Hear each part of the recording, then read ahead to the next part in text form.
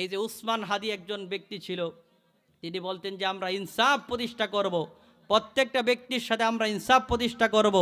কিন্তু আমরা আজকে দেখলাম একটা ফেসবুক ইউটিউবের মধ্যে এবং বিভিন্ন মিডিয়াগুলোর মধ্যে দেখলাম সাদ্দাম নামে একজন ব্যক্তি, ওই ব্যক্তিটাকে 5 আগস্টের পরে হয়তো সে অপরাধী, অপরাধের কারণে তাকে শাস্তি দেওয়া হবে, এটাই বাস্তব, এটাও আমরা চাই।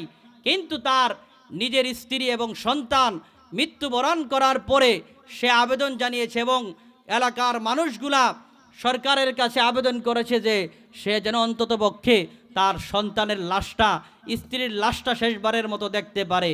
কিন্তু আজকে আমার বাংলাদেশের মধ্যে, আজও আমাদের সমাজের মধ্যে আপনার সঠিক ধর্মের যেই স্বজনপ্রীতি ইনসাফ, এটা কায়েম হয় নাই।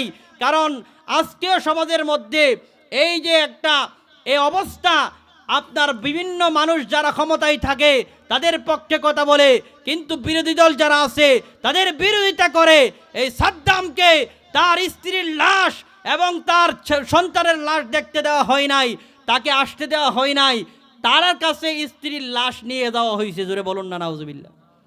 তাহলে এই যে আমাদের সমাজের মধ্যে একটা অবস্থা, আপনি যার দল করবেন, যেই দল যখন ক্ষমতায় থাকে তাদেরকে সুবিধা দেওয়া হয়, অন্য দলের যারা আছে তাদেরকে অত্যাচার করা হয়। এরকম দেশ আমরা চাই না। আমরা বাংলাদেশের মধ্যে ইনসাফ কায়েম করতে চাই। জোরে বলুন ঠিক না বেঠিক? যেই সমাজের মধ্যে ন্যায় বিচার থাকবে, ন্যায়